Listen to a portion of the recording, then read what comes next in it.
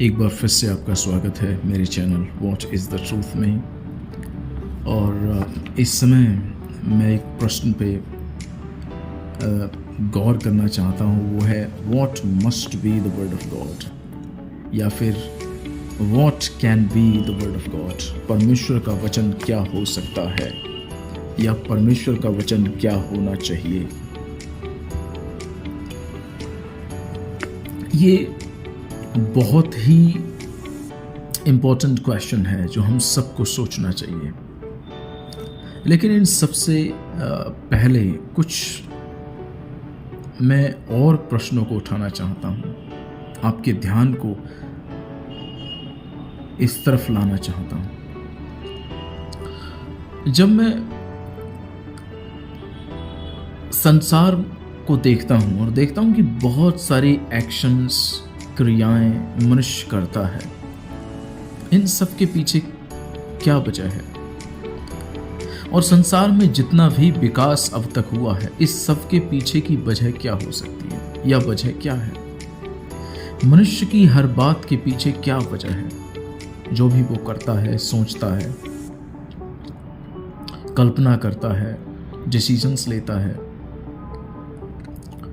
संसार में जितनी भी किताबें हैं, कविताएं, कहानियाँ, निबंध, उपन्यास, नाटक, आत्मकथाएं, जीवनियाँ, दर्शन की किताबें,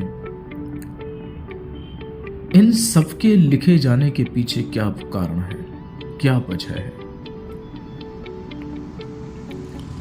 पिछले दिनों एक अध्यापक ने अपने ही छोटे से विद्यार्थी को मार डाला क्योंकि उसने एक मिट्टी के बर्तन से पानी पी लिया। इसके पीछे क्या वजह हो सकती है कि एक अध्यापक ने अपने ही विद्यार्थी के लिए सिर्फ इस बात की वजह से मार दिया कि उसने मिट्टी के बर्तन से पानी पी लिया। क्या वजह हो सकती है, क्या कारण था कि वो एक अध्यापक जिसको भगवान ईश्वर का दर्जा दिया गया है, वो इतना क्रूर बन गया। और एक व्यक्ति को इसलिए मार दिया गया क्योंकि उसने मूछें रख ली थी, बड़ी बड़ी मूछें, और लोगों ने उसको मार दिया। इसके पीछे क्या वजह हो सकती है। कुछ लोग स्वयं को पवित्र और ईश्वर का रिश्तेदार समझते हैं, मगर दूसरों को जो उन्हीं की तरह है, बिल्कुल सेम उन्हीं की तरह, उनको कीड़ा, कौवा, जानवर, अपवित्र और नीच समझते हैं। इसके पीछे क्या वजह हो सकती है। कुछ लोग दूसरों को मार देते हैं ये विश्वास करते हुए कि वे ईश्वर की सेवा या उसको खुश कर रहे हैं। इसके पीछे क्या वजह है। इन सब के पीछे क्या वजह हो सकती है, या क्या है, वो कौन सा कारण है, मैं बताता हूं। इन सब के पीछे विचार हैं। आप सोचते होंगे मैं क्या अजीब टाइप की बात कर रहा हूं। हमारी हर कल्पना, ड्रीम, स्वप्न, इच्छाएं, शौक, पसंद, नापसंद, खाना, पीना, उठना, बैठना, चलना, कपड़े पहनने के तरीके, फिल्में देखना, ना देखना, हमारी आदतें, हमारा हर तरीके की हर चीज के पीछे विचार हैं। ये अलग बात है कि विचार वो किसके हैं, कहां से आए, लेकिन है विचार। हम सब विचारों के ही प्रोडक्ट्स हैं। ये पूरा संसार विचारों का ही प्रोडक्ट्स है। इस समय मैं what must be the word of God, परमेश्वर का वचन क्या होना चाहिए, प्रश्न पर विचार करूंगा, सोचूंगा उस पर। और मैं इसलिए सोचूंगा क्योंकि ये ही हमें सत्य बता सकता है कि सत्य है क्या। और विचारों का प्रभाव इतना ज्यादा हम सब पर है कि हम ये सोचते ही नहीं है कि ये सच है या गलत है। हम विचारों के प्रभाव में इतने डूब जाते हैं कि हम किसी को भी गाजर मूली की तरह काटना पसंद करते हैं और हमें कोई पश्चाताप नहीं होता है। और विचारों के प्रभाव के बारे में तो अरस्तू ने यहाँ तक कह दिया कि आत्मा विचारों के रंग में रंग जाती है। अब आप कहेंगे ये विचार कौन सी बीमारी है, ये विचार क्या है? मैं आपको कुछ बहुत फेमस विचारों के उदाहरण दे रहा हूँ। संसार में बहुत ज़्यादा हमेशा से जो प्रसिद्ध विचार रहे हैं, वो पहला विचार मैं आपको बताता हूँ, वो है आई लव यू, मैं तुम्हें प्यार करता हूँ या फिर करती हूँ। सेकेंड है आई हेट यू, मैं तुमसे नफरत करता हूँ या करती हूँ। ये दोनों विचार इतने फेमस हैं बहुत, और दोनों में बहुत पावरफुल हैं।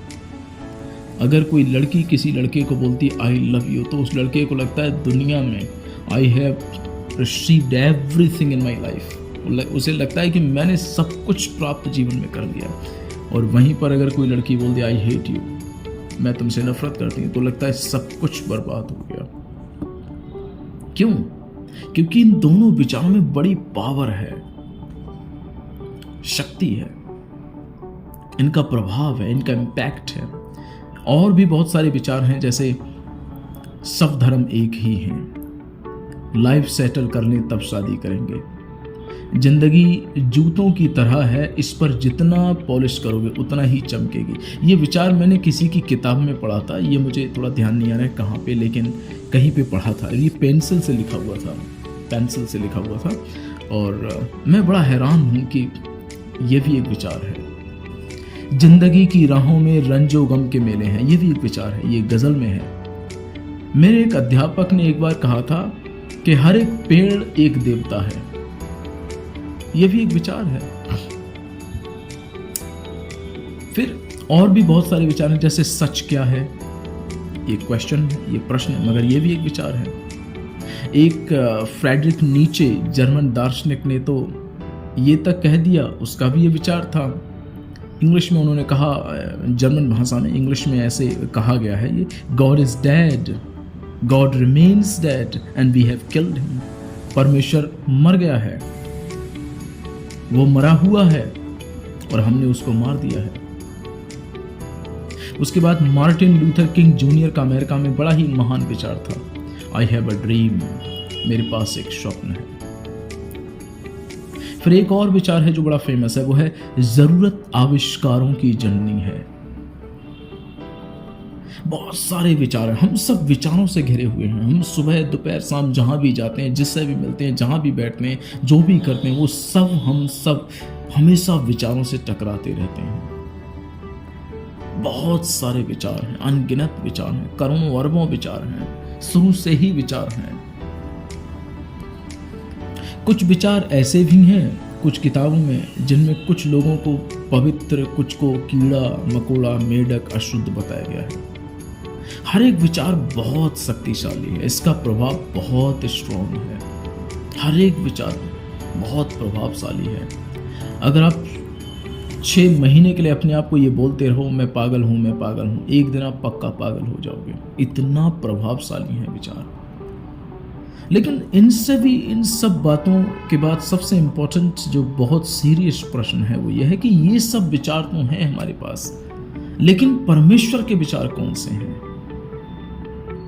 हमें कैसे पता चलेगा कि वो परमेश्वर के विचार कौन से हैं, कौन से नहीं है? वो परमेश्वर का वचन कौन सा है? वो परमेश्वर के वचन क्या है? और परमेश्वर का वचन ही हमें ये बताएगा कि सत्य क्या है, क्योंकि उसी के पास वो अथॉरिटी है, क्योंकि उसी के पास वो रहस्य, क्योंकि उसी के पास वो पावर है, वो नॉलेज है जो वो हमें डिफाइन कर सकता है कि सत्य क्या है और असत्य क्या है। क्यों? क्योंकि वही संसार का सृष्टि करता है, वही जानता है कि सही क्या है, गलत क्या है। हम डिफाइन नहीं कर सकते सही और गलत।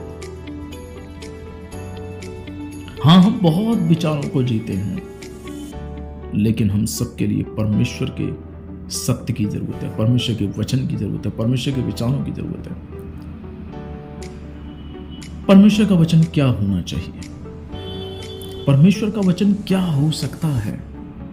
वो कौन से हैं विचार होंगे जिन्हें हम परमेश्वर का वचन कहेंगे या कह सकते हैं?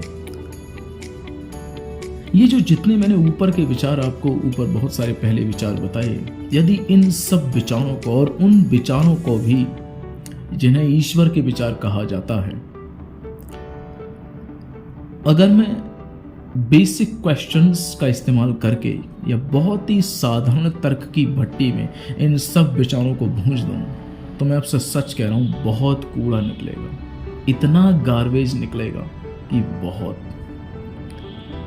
लेकिन इससे भी एक और पॉइंट मैं आपको बताना चाहता हूं। पूरे संसार में विचारों के 3 स्रोत हैं, ये जानना आपके लिए बहुत जरूरी है। 3 स्रोत हैं इस संसार में सारे विचारों के। विचारों के 3 स्रोत हैं। पहला स्रोत है ट्रू एंड लिविंग गॉड, सच्चा और जीवित परमेश्वर। सेकंड है सैटन, शैतान। बाइबल में तो प्रभु यीशु मसीह ने इसके बारे में यहां तक कह दिया कि शैतान आरंभ से ही झूठ का पिता है। उसके बाद तीसरी बात प्लूरलिज्म, बहुलवाद, कि सारे धर्म एक हैं, कोई डिफरेंट नहीं है।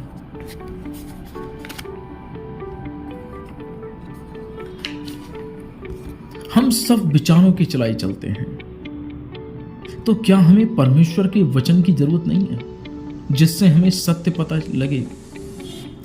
सत्य सबके लिए बराबर है।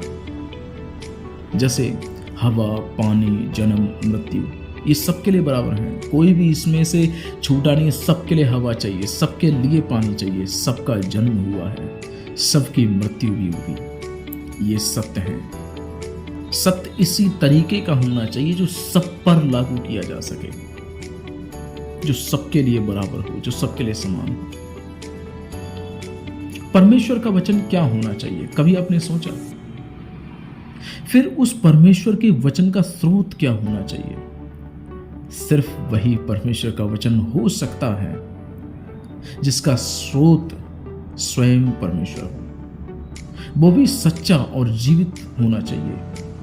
ये वचन सबके लिए होना चाहिए, जीवन बदलने वाला, प्रभावी होना चाहिए। और इस परमेश्वर के वचन में समानता, प्रेम, शांति, क्षमा, आजादी, पवित्रता, न्याय, जीवन के लिए और जीवन के बारे में सार्वभौमिक सत्य, और ये सबके लिए होना चाहिए। ये इतना सरल हो कि बच्चा भी समझ ले, और ये इतना गहरा भी हो कि दार्शनिक भी विश्वास कर ले और मान ले।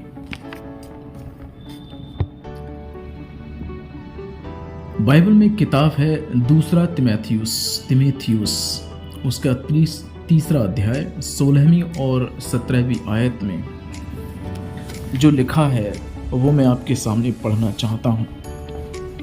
वहां पर इस तरीके से लिखा है, संपूर्ण पवित्र शास्त्र परमेश्वर की प्रेरणा से रचा गया है और उपदेश और समझाने और सुधारने और धार्मिकता की शिक्षा के लिए लाभदायक है, ताकि परमेश्वर का जन सिद्ध बने और हर एक भले काम के लिए तत्पर हो जाए। इसमें 3 बातें हैं।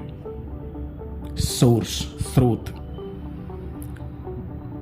इस संपूर्ण परमेश्वर के वचन का स्रोत क्या है? परमेश्वर की प्रेरणा। वचन 16 में है परमेश्वर की प्रेरणा। दूसरा पॉइंट इसमें है इम्पैक्ट। इसका असर क्या है? इस संपूर्ण परमेश्वर के वचन का असर क्या है? ये उपदेश देने, समझाने, सुधारने, धार्मिकता का यहां पर मतलब है राइट विद लिविंग गॉड, जीवित परमेश्वर के साथ सही रिश्ता, लाभदायक है। एंड देन तीसरी बात, पर्पज। इसका पर्पज क्या है इस परमेश्वर के वचन का? 17वें वचन में है, ताकि परमेश्वर का जन सिद्ध बने। किस लिए? परमेश्वर के लिए, जीवन में सिद्ध बने अपने,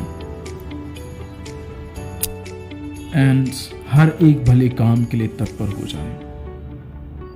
जो एप्लीकेशंस हैं, जो क्वेश्चंस जो आपको सोचने चाहिए वो ये हैं कि आप किस वचन पर विश्वास करते हैं। वो वचन किसका है जिस पर आप विश्वास करते हैं? उस वचन का स्रोत क्या है? गॉड, शैतान या प्लूरलिज्म? क्या वो परमेश्वर का वचन हो सकता है जिस पर आप विश्वास करते हैं? क्या उसे पूरे संसार पर लागू किया जा सकता है? इन प्रश्नों पर जरूर सोचें। Thank you very much. May God bless you.